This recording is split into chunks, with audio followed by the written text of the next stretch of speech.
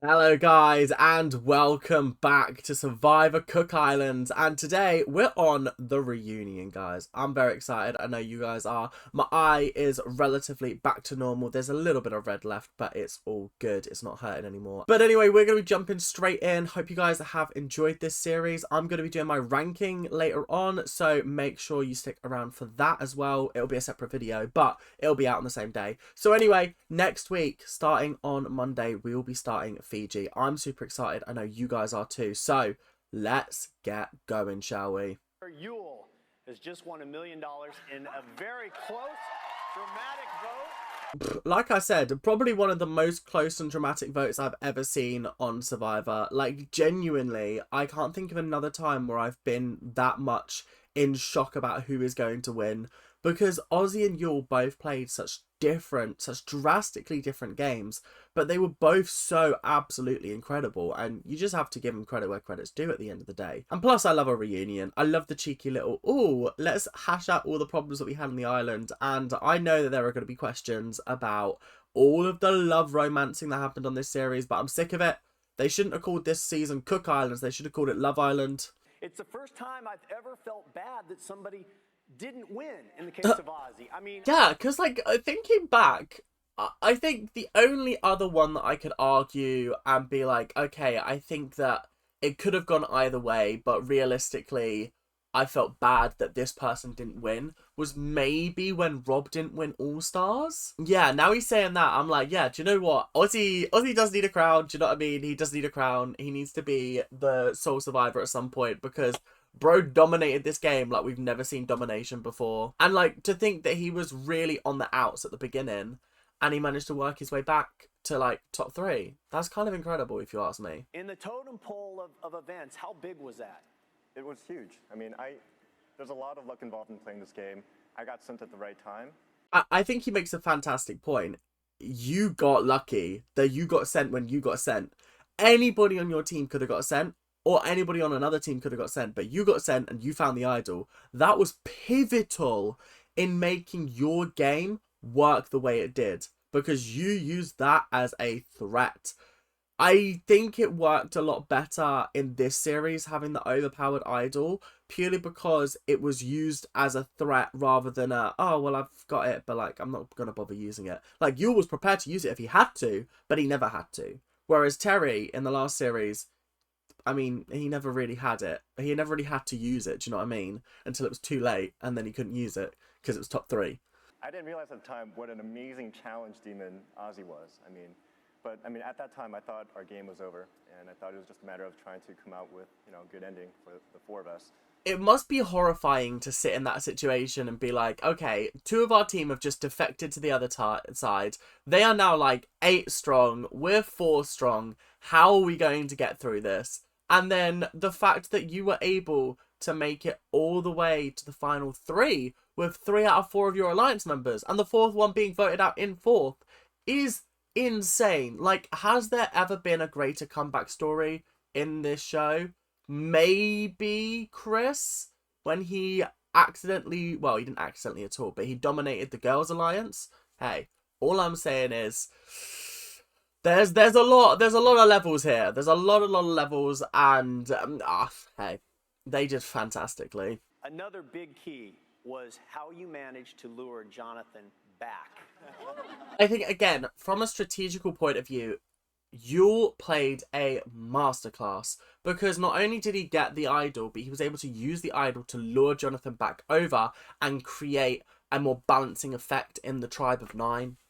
Listen, all I'm saying is absolute masterclass. I mean, we're watching a masterclass in season 49 in which, like, I just don't know what's happening, but Rizzo is somehow managing to create so much chaos and hold on to his idol, and it is very, very reminiscent of Yule at the end of the day. And I think it's nice watching these 2 seasons back to back, purely because I'm noticing the parallels between everybody knowing Yule has an idol but not wanting to get it out of the game, and everyone knowing that Rizzo has an idol but still not voting him and making him use it or getting him out of the game with it in his pocket. But I said the only reason he hasn't been voted out of his tribe so far was because they all suspected that he had the idol.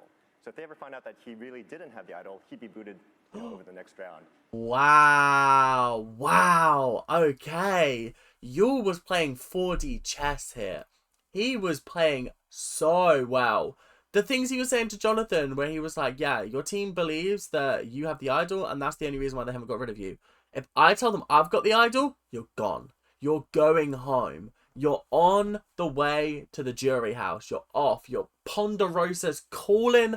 They want your dinner request. Okay? That is exactly what's happening right now. Wow. That just levels to this, isn't it? Just absolute levels and scenes and gameplay. You said to Yul that if you get rid of Jonathan before me or Parvati, that I'll give you my votes in the end? Exactly. And if not, I would have voted for Ozzy.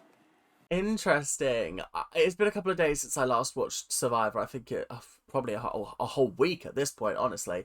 But I vaguely remember Adam voting for Yul, but I think Parvati voted for Ozzy. So Parvati didn't keep her promise. But then I guess Adam was the one promising it, and he promised his vote, maybe not Parvati's.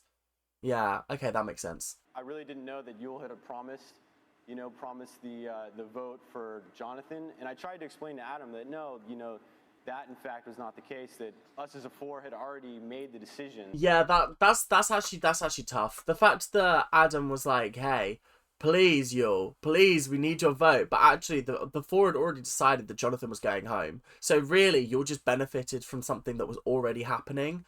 Damn. And the fact that Adam's vote would have decided who won, yeah, that's kind of crazy. That's kind of crazy, I can't lie. Damn, poor Ozzy, honestly. But also, lucky Yul. Yeah, Becky is an incredibly strong player, and I think even when you watch the season, you don't appreciate all the subtle moves that she made. I mean, she was an equal partner in everything that we did. It's a very similar dynamic to Rob and Amber in season 8, when she was very much sort of making a lot of the decisions with Rob, but Rob was the one going out and actually making the moves publicly, whereas Amber didn't make those moves publicly, but she was still involved in making them, and that's why she ultimately ended up winning the game, because she hung back and she let Rob go out and ruin his reputation with the jury so that she could have a better reputation than him with the jury. So I think it's a really interesting way of looking at it, because the same very easily could have happened in this game if it was a Becky and Yul top 2, but Yul made sure that he was on good terms with pretty much everybody in the jury. And I also feel like with All Stars it was a lot more bitter because it was their second time there, and Rob did do some dastardly backstabbing at some points, where I feel like in this season the only person that Yul genuinely backstabbed was Jonathan, and I think even he respected the hell out of that move. So yeah, I think from that perspective, it's a very similar dynamic, but it's almost flipped in the sense of Yul was able to keep his relationships with the jury, and Becky just didn't have any because she was so in the background working behind the scenes with Yul. Did you ever consider it being romantic, or are we crazy? I think both of us are very focused. Now that's the question that we really wanted to ask, because we're about to get onto the Love Island section of the show, and my Jammer's going to walk out and be like, "Hello, Islanders," and I'm not ready for that. I'm not ready for that. No, I don't want another season of Love Island just yet. I've barely gotten over the last one. To be fair, the last one was quite good. The last UK one. I don't watch the US one. It's just... It just doesn't feel authentic. I did wonder why so early on they brought in the narrative of Becky and Yul having an alliance, and I was like, I wonder where this is going. Is it going to end up breaking up at some point? But it didn't, and I now recognise that that was like them setting up a storyline that was going to be a season-long storyline, and they set it up within the first episode, maybe the second, I can't remember exactly. So yeah, it is interesting looking back, the sort of editing choices that made me go, oh, that was a weird scene that they introduced, but actually it pays off in the end. But here's my question. I couldn't tell if this was to Yul, wow, this is a great moment, or this is my worst nightmare.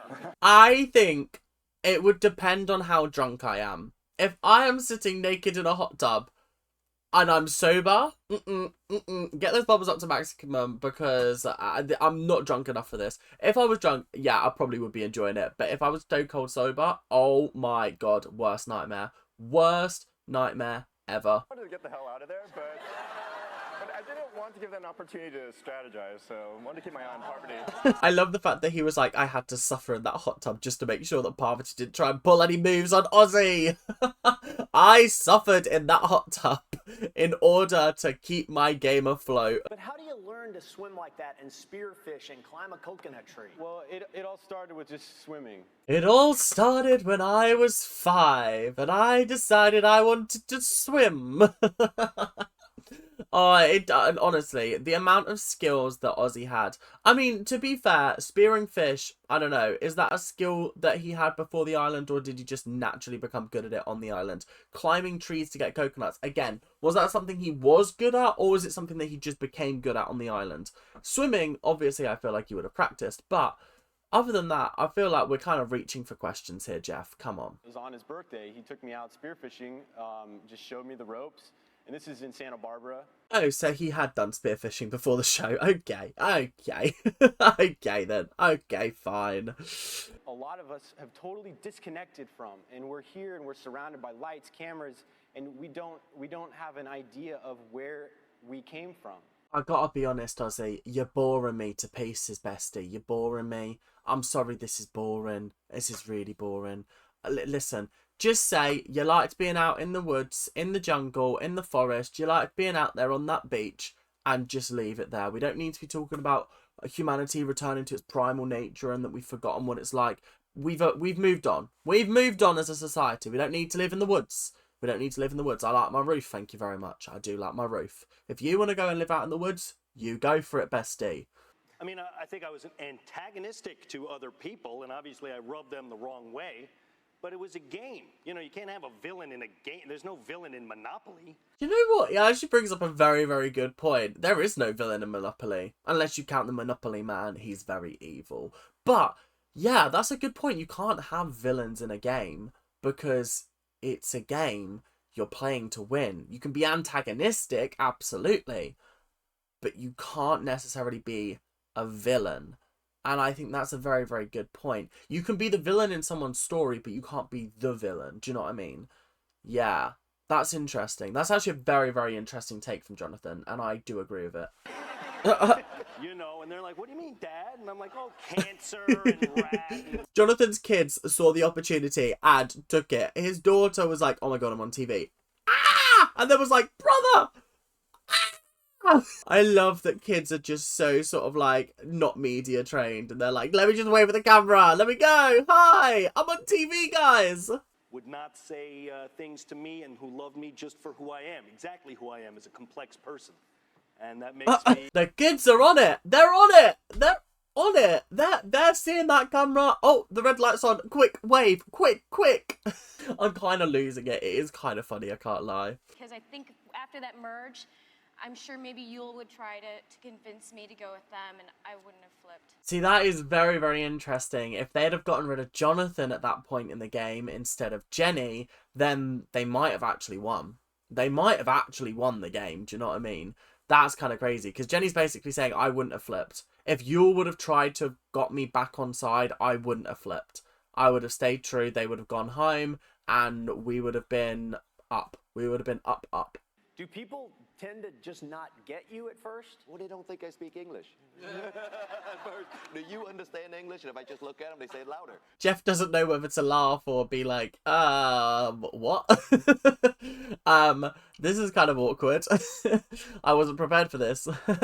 I'm not media trained in this scenario. What do I do? What do I do when the person's making racist jokes about themselves? What do I do, guys? And we ended up with a multicultural coalition that it got to the end. And the fact that we bonded together was really based on our individual identities and our values, not so much our cultural background. So I knew that this conversation was going to come up. And I think I just have to reiterate that I think that the idea on paper is awful. It's dreadful. And I don't know how it got greenlit by CBS. I don't know how somebody didn't go, maybe this isn't a good idea. Maybe this isn't a smart plan. But the second part of that and the flip side of the coin is that actually you're sitting there and you're like, this actually worked out for the best. Like, genuinely worked out for the best. Because as you were saying, there was a coalition of 3 different ethnic minorities that made it to the end. The top 4 was all ethnic minorities. And as much as that was threatened by the whiteys for the majority of the game, I think it did prove that your race doesn't define you. I think that's what I got from this series, and I think was a positive affirmation that this series gave off. Because, again, it could have very easily played into racial stereotypes, and it could have been just like battle of literally the races.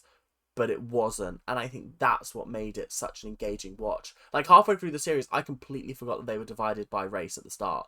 And then it was only, like, when they mentioned something about original tribes that I was like, oh my god, yeah, of course. Of course. For some reason, I thought the I2 tribe was just together from the start.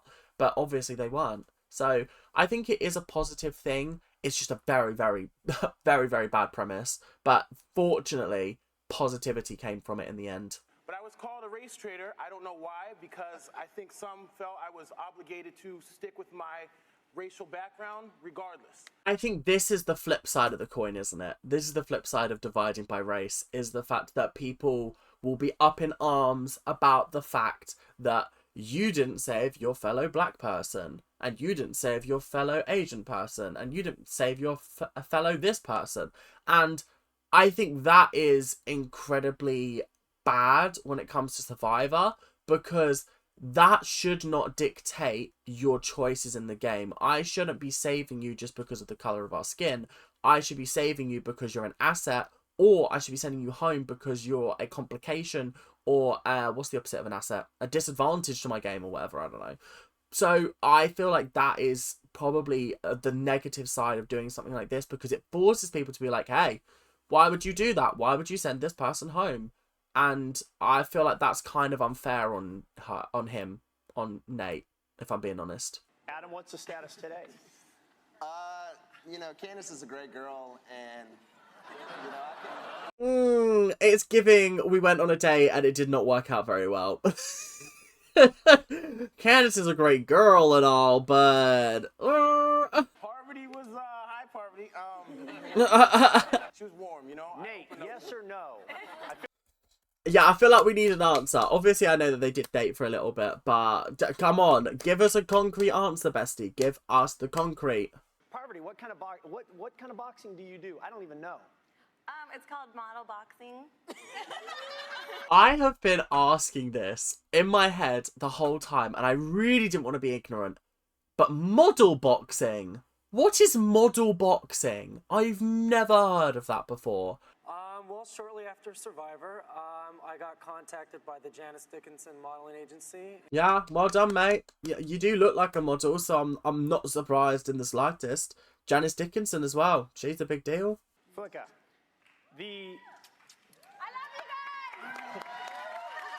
Oh, I forgot about this bitch. Oh, I forgot about her. Thank God she don't come back. God, could you imagine? Oh, guys, Whitey's 2.0, yay! Candace is now available again.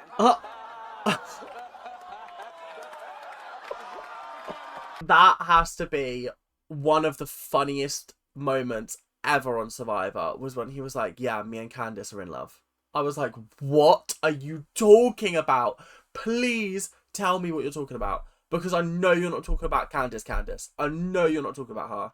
I know you're not. There's no way. There's not a single part of me that is thinking, yeah, that Candace. No. How many of us haven't stuck our foot in our mouth at some point in our lives? I just have to do it on national TV, that's all. Kudos to you, Billy. Oh, bless him. Bless his little cotton socks, honestly. What a sweet guy. Genuinely. For a heavy metal musician, not what I was expecting from him at all. Such a warm soul. And I'm not saying that heavy metal musicians can't have warm souls, but like, stereotypically, you picture them as sort of hard-edged. But that's not what Billy is like. A red carpet. And once again, this vote was extremely close. Did we have the car challenge in this season? I don't think we did have a car challenge. Nobody won a car on this season. So this is the car? Interesting. And who wins it is the most clever? That's interesting. Less than 1% in the votes. You can't get any closer than that. Less than 1% difference. Please give it to Ozzy. Please, like, you've already won. Okay, you don't need a car as well. Ozzy, congratulations. Yay! Ozzy won! Woo woo! At least he won something, do you know what I mean? I'll take wins where I can get them at this point. Join us next time for the premiere of Survivor, Fiji. Now, visually, it wasn't doing much for me, that trailer, I have to be honest. But Jeff's little dialogue in the background. Cheeky and naughty. Okay, so first of all, we've got luxury versus non-luxury. There's 2 immunity idols, and I already know that it's reverting to kind of normal immunity idol rules from next series, I think. I could be wrong, but I remember someone telling me that in the comment section a while back. So I think we're on to like normal immunity idol. You have to play it before the votes are read, but after the votes are cast. And there's 2 of them. And we're in Fiji. And there's apparently a decision that's made that is controversial and that is going to have America talking. So I'm very excited to see how that's going to happen. But anyway, that is pretty much it for the episode, I think. I don't think there's anything else left. So that's all we've got time for today, guys. Thank you guys very, very much for watching. I hope you guys have enjoyed. Make sure to tune in for my Survivor rankings, which will be up on the same day. So make sure you stay tuned for that. But anyway, thank you guys for watching. I hope you guys have enjoyed, and I will see you guys later. Bye now. See ya.